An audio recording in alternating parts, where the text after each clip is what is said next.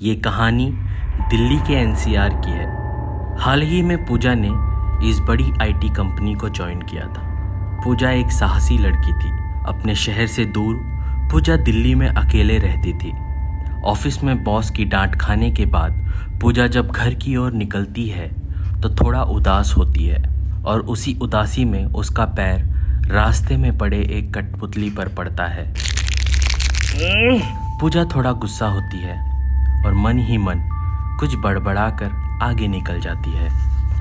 पूरे दिन की थकी हारी पूजा जब घर पहुंचती है तो देखती है किसी ने उसके घर के दरवाजे पर बहुत सारा कचरा फेंका है। पूजा थोड़ा गुस्सा होती है और इग्नोर करके घर के अंदर चली जाती है। ऑफिस की थकान कम करने के लिए पूजा शावर लेने जाती है। शावर ले ही रही होती है तभी उसी वक्त शावर का पानी बंद हो जाता है। पूजा इतना चिढ़ जाती है और शरीर पर टॉवेल बांधकर वो बाहर हॉल के सोफे पर बैठ जाती है। दिन की थकान के वजह से पूजा की आंखें झपकियां खाने लगती है और ठीक उसी समय हॉल का टीवी चालू हो जाता है। पूजा थोड़ा घबरा जाती है पर उसके बाद जो पूजा टीवी में देखती है मानो उसकी पूरी नींद ही गायब हो जाती है।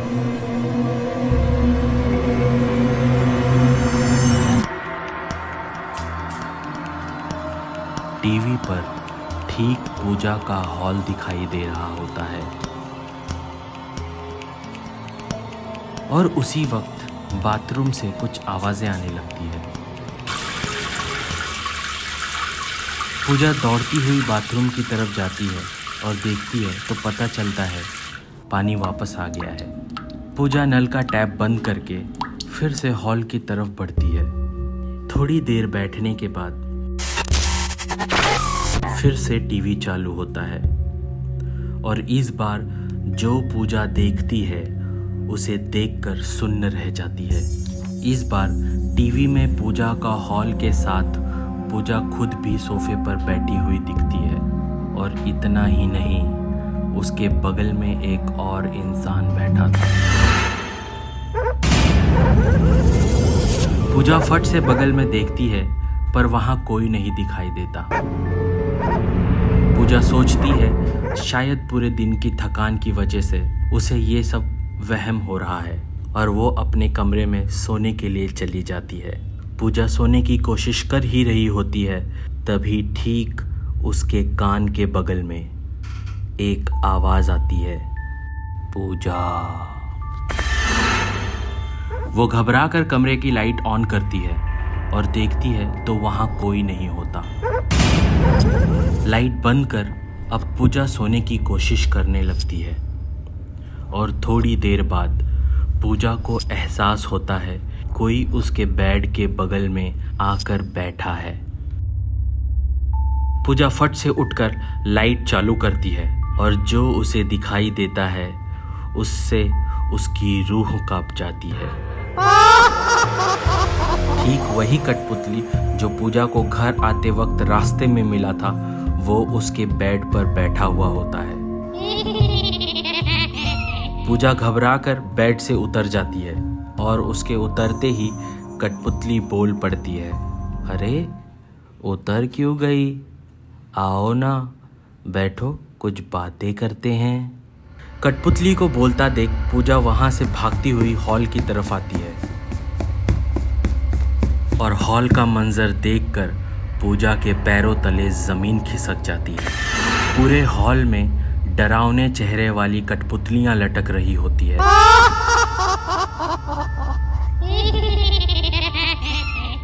और ये सब देखकर पूजा का साहस टूट जाता है और वो जोर जोर से रोने लगती है और बोल पड़ती है, क्या बिगाड़ा है मैंने तुम्हारा? क्यों पीछे पड़े हो? प्लीज मुझे जाने दो।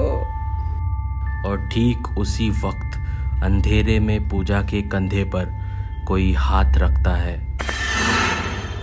और कहता है, पैरों से कुचलना नहीं चाहिए था मुझे। अगली सुबह पूजा की लाश उसके फ्लैट में कठपुतलियों की तरह लटकती हुई मिली। जिसने भी देखा वो सहम कर रह गया। प्राचीन काल से हमारे बीच कुछ ऐसी शक्तियां हैं जो अस्त्रों में भरी हुई हैं। ये कहानी इन्हीं सारे अस्त्रों के देवता ब्रह्मास्त्र की है। हिमाचल प्रदेश में रहने वाला शिवा अपने माता पिता का लाडला था। बहुत मिन्नतों के बाद जन्म हुआ था शिवा का। एक दिन कॉलेज के कुछ दोस्तों ने जंगल सफारी पर जाने का प्लान बनाया। शिवा ने अपने माँ से ट्रिप पर जाने की परमिशन ली, पर उसकी माँ ने मना कर दिया। नहीं, मैं नहीं जाने दूंगी तुझे ऐसी जगह। कहीं और जाना होता तो जाने देती, पर जंगल सफारी नहीं। शिवा के बहुत मनाने के बाद माँ मान गई। शिवा अगली सुबह अपने दोस्तों के साथ जंगल सफारी पर निकल जाता है।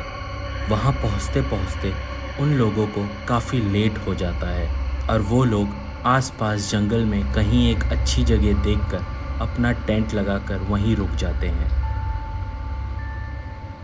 सभी लोग अपने टेंट में सो रहे होते हैं। तभी शिवा को किसी के रोने की आवाज़ आती है।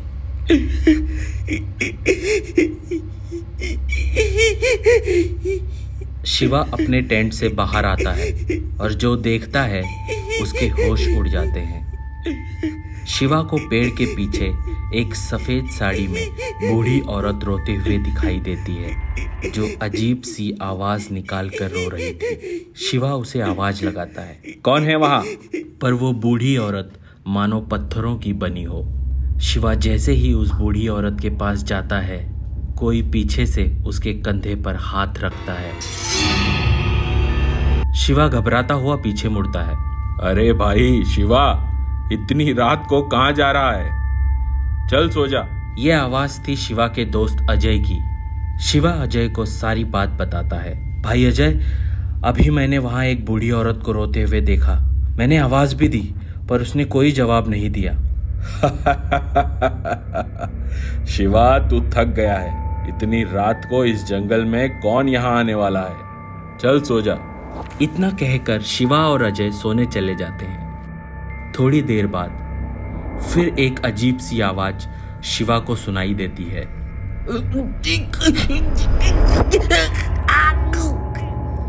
शिवा आंखें खोलता है और अपने बगल में देखता है तो अजय गायब रहता है। शिवा टेंट से बाहर आता है और उसे जो दिखाई देता है उसे देखकर वो चौंक जाता है।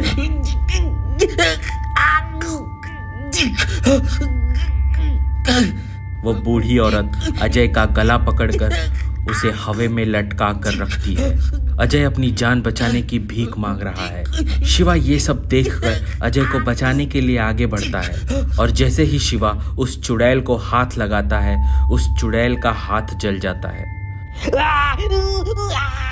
और वो अजय को छोड़कर वहां से भाग जाती है। अजय धम्म से जमीन पर गिरता है। चुड़ैल जंगल में कहीं गायब हो जाती है।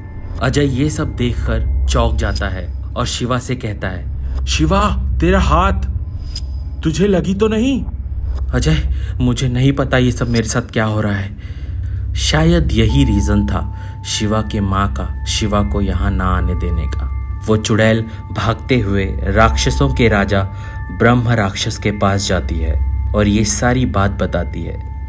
ब्रह्म राक्षस ये सारी बात सुनकर समझ जाता है कि ये कोई साधारण लड़का नहीं है। जरूर ब्रह्मास्त्र इसी लड़के के पास है, जिसकी तलाश वो पिछले 700 सालों से कर रहा है। ब्रह्म राक्षस भागता हुआ उस टेंट के पास पहुंचता है और जोर जोर से पूछने लगता है, किसने जलाया इस बुढ़िया को? किसने जलाया इस बुढ़िया को? ये सब सुनकर सभी लोग अपने टेंट से बाहर आ जाते हैं। शिवा आगे बढ़ता है और कहता है, मैंने किया है ये। ब्रह्म राक्षस उसे देखते ही मुस्कुराता है और कहता है, हे ब्रह्मा, कैसे कैसे लोगों को तूने ये ब्रह्मास्त्र दे दिया है और मैं पिछले 700 सालों से इसकी तलाश में हूँ और तूने मुझे नहीं दिया, पर मैं आज इस ब्रह्मास्त्र को लेकर रहूंगा। शिवा और ब्रह्म राक्षस के बीच हाथापाई होने लगती है।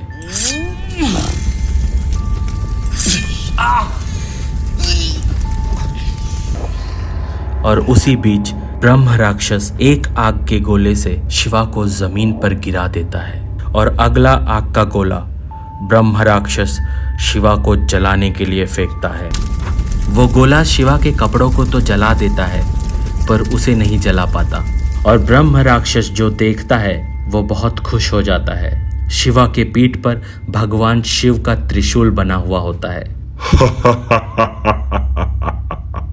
मिल गया मुझे ब्रह्मास्त्र, अब देवता भी मुझसे डरेंगे। जैसे ही वो ब्रह्म राक्षस शिवा के शरीर से वो त्रिशूल निकालने जाता है, उसी वक्त हनुमान जी प्रकट हो जाते हैं जो शिव जी का ही एक अवतार है।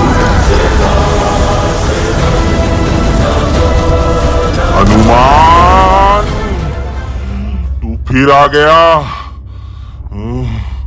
आज तुझे नहीं छोड़ूंगा। जब जब धरती पर तेरे जैसे राक्षस अत्याचार मचाएंगे मैं हमेशा आऊंगा। हनुमान जी और ब्रह्म राक्षस के बीच बहुत बड़ा युद्ध होता है।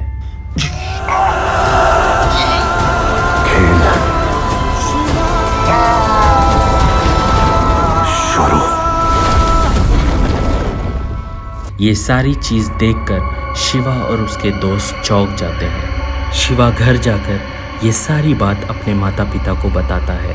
माँ शिवा को गले लगाती है और कहती है, हमें ये सारी बातें पता थी शिवा। तेरे जन्म के समय भगवान शिव जी आए थे और उन्होंने कहा था कि तेरे जन्म के 21वें वर्ष में तुझे उस उद्देश्य के लिए जाना पड़ेगा जिस उद्देश्य के लिए तेरा जन्म हुआ है, और अब तेरे जाने का समय आ गया है शिवा। ये सारी बात सुनकर शिवा अपने माँ को गले लगाकर बहुत रोता है। दोस्तों, कौन था शिवा? क्या कहा था भगवान शिव ने उस दिन शिव की माँ से, और किस उद्देश्य के लिए उसका जन्म हुआ था इस धरती पर? इस कहानी का अगला पार्ट देखने के लिए हमारे चैनल क्रीपी सैटरडे को सब्सक्राइब कीजिए।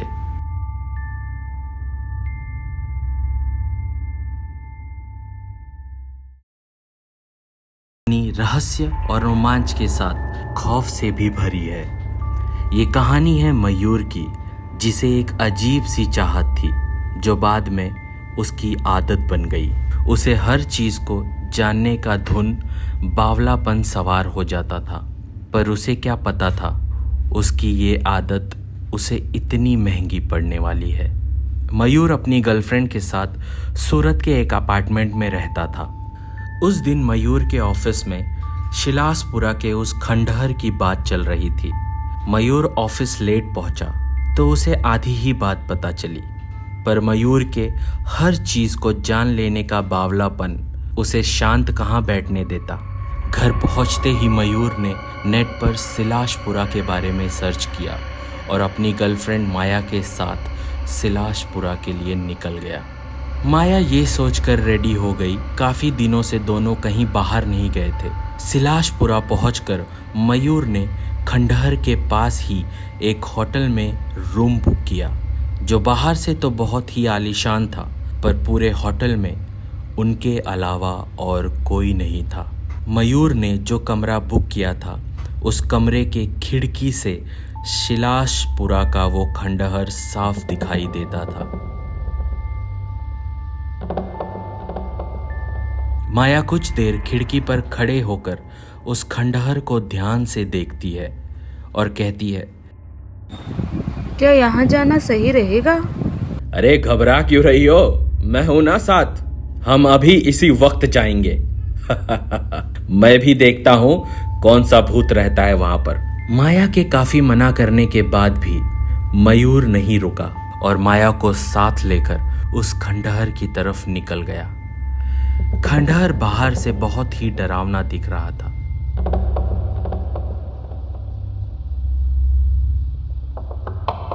अजीब सी आकृतियां बनी हुई थी उस खंडहर के दरवाजे पर।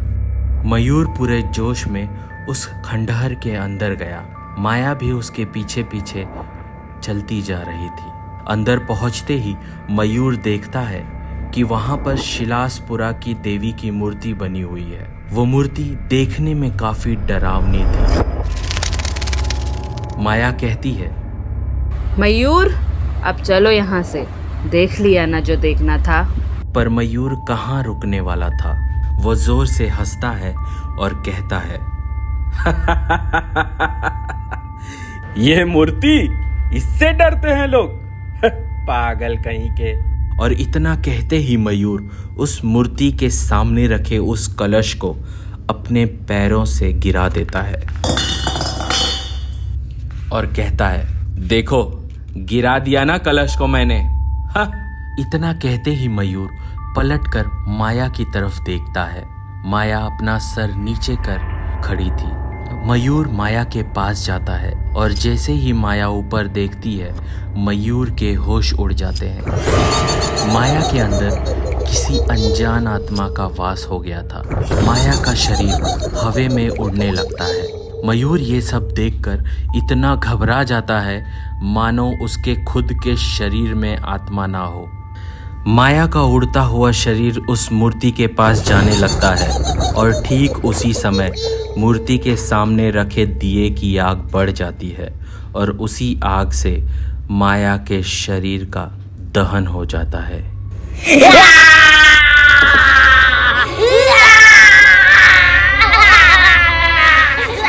ये सब अपनी आंखों के सामने होता हुआ देखकर मयूर सिर्फ चिल्लाता रह जाता है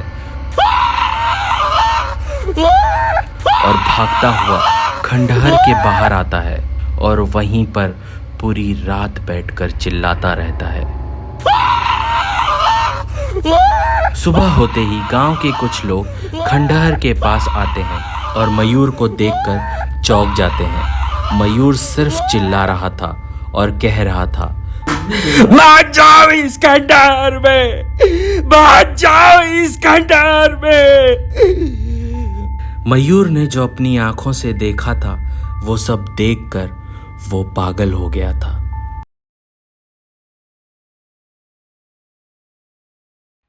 मुंबई में किसी फिल्म सक्सेस की पार्टी चल रही थी।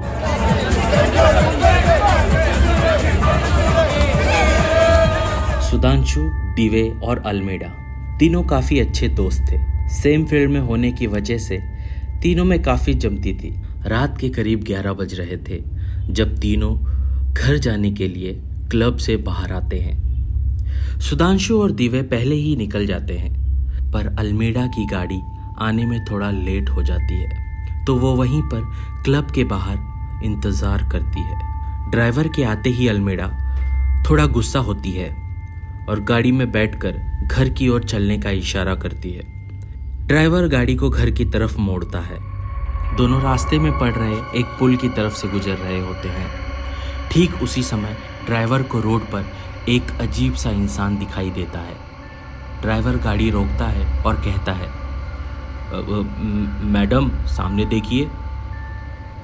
अल्मेडा सामने देखते ही थोड़ा घबरा जाती है और कहती है, साइड से निकाल लो या उड़ा दो, मुझे फर्क नहीं पड़ता, बस घर पहुंचना है मुझे। ड्राइवर जैसे ही गाड़ी आगे बढ़ाता है वो शख्स अंधेरे में कहीं गायब हो जाता है।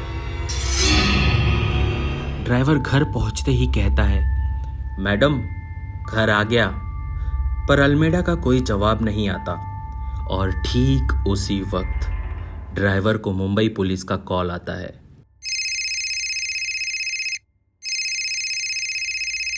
हेलो रमेश। जी सर। सर्वर छोड़, साले अपनी मैडम को घर पहुंचाने के चक्कर में ब्रिज पर लटका दिया। सर ये क्या कह रहे हैं आप? और इतना कहते ही ड्राइवर पीछे मुड़ता है तो चौंक जाता है। अल्मेडा गाड़ी में नहीं होती। ड्राइवर को पुलिस पकड़कर ले जाती है। वो बहुत ही मिन्नत करता है, सर मैंने नहीं किया है सर, मैं तो मैडम को घर छोड़ने के लिए निकला था। मैडम भी रास्ते में कहीं रुकी नहीं, मुझे नहीं पता ये सब कैसे हुआ। साले अच्छा बहाना बनाता है, पर तू भूल गया तेरे बाप हैं हम। शिंदे तोड़ इसको। नहीं साहब, मैंने नहीं मारा है साहब। अल्मेडा की लाश उसी पुल पर लटकती हुई मिली जहां पर ड्राइवर को वो अजीब सा शख्स दिखाई दिया था और एक निशान उसके माथे पर बना था 2.5 स्टार। मीडिया तक ये बात पहुंच जाती है। सुधांशु और दिव्य को अभी तक इन सब के बारे में कोई खबर नहीं होती। दिव्य फ्रेश होकर जैसे ही टीवी चालू करता है, उसके पैरों तले जमीन खिसक जाती है। अभी अभी मिले एक सूत्रों के मुताबिक फिल्म क्रिटिक अल्मेडा की लाश बेंड्रा के पुल पर पाई गई है। अभी 1 घंटे पहले जिसके साथ पार्टी कर रहे थे, उसी की लाश पुल पर लटकते हुए कैसे मिल सकती है। दिव्य हड़बड़ी में सुधांशु को कॉल लगाने जाता है और ठीक उसी समय दिव्य के दरवाजे पे कोई दस्तक देता है। दिव्य घबराता हुआ हाथ में चाकू लिए दरवाजे की तरफ बढ़ता है और दरवाजे के की होल से देखता है, पर वहां कोई नहीं दिखाई देता। दिव्य सोचता है, मैं भी ना खामखा घबरा रहा हूं। अल्मेडा के तो कई बॉयफ्रेंड थे, किसी ने निकाला होगा खुन्नस उस पर। इतना कहते ही दिव्य दरवाजा खोलकर बाहर झांकता है, पर वहां इतना सन्नाटा कि मानो सालों से कोई आया ही नहीं हो। दिव्य दरवाजा बंद करके जैसे ही सोफे की तरफ लौटता है, उसको मानो सांप सूंघ जाता है। वही शख्स जो पुल पर था, वो सोफे पर बैठा हुआ दिखाई देता है। तुम? और फिर दिव्य की लाश बिल्डिंग के 14वें फ्लोर से जमीन पर गिरती है। इन्वेस्टिगेशन के लिए पुलिस वहां पहुंचती है और वही सेम निशान उन्हें दिव्य के माथे पर भी दिखाई देता है। बस अलग था तो इस बार स्टार का नंबर 3.5 स्टार। अब पुलिस ये समझ जाती है कि इसके पीछे किसी सीरियल किलर का हाथ है, क्योंकि ड्राइवर तो पुलिस स्टेशन में बंद है। पुलिस अपना अनुमान लगाती है और इस नतीजे पर पहुंचती है कि ये सिर्फ फिल्म क्रिटिक्स को ही मार रहा है। पुलिस मुंबई के सारे फिल्म क्रिटिक्स को कॉल लगाकर सेफ रहने का आग्रह करती है और उसी में एक कॉल सुधांशु को भी किया जाता है। सुधांशु ये सब सुनकर इतना घबरा जाता है कि उसे समझ नहीं आता कि अब वो क्या करे। सुधांशु अपने घर के दरवाजे खिड़कियां सब बंद कर देता है, पर कहते हैं ना, मौत को आप दरवाज़ा बंद करके नहीं रोक सकते। ठीक उसी समय सुधांशु के घर की लाइट अचानक बंद हो जाती है और जैसे ही लाइट वापस आती है, सुधांशु जो देखता है वो देखकर मानो उसके शरीर की आत्मा ही ठंडी पड़ गई। वो शैतान सड़े घुले मुर्दे की तरह दिखाई दे रहा था। उसकी हड्डियां गर्दन से बाहर निकली हुई थी।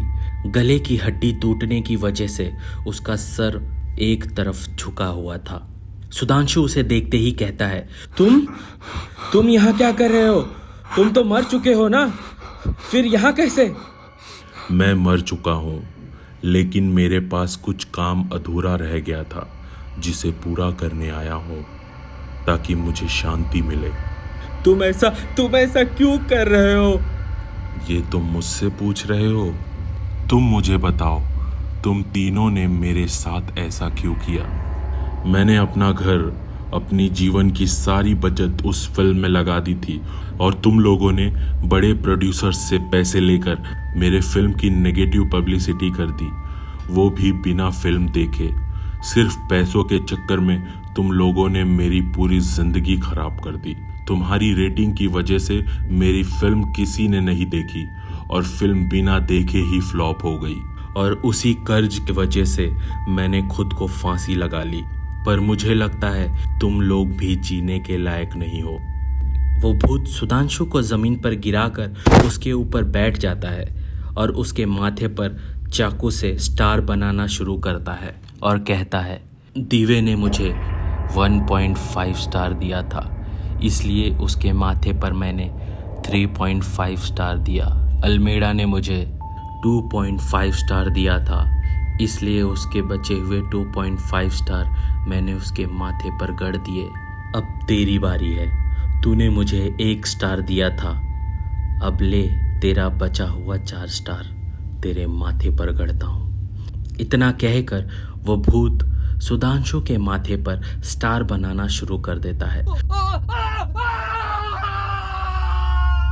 सुधांशु तड़पता हुआ वहीं पर मर जाता है। वो भूत अचानक से मुड़ता है और कहता है, और किसी को बिना फिल्म देखे देना है रिव्यू, तो मैं अभी यहीं हूँ। दोस्तों, अगर आपको हमारी कहानी पसंद आई है तो हमारे चैनल क्रीपी सैटरडे को सब्सक्राइब कीजिए। मिलते हैं अगली वीडियो में।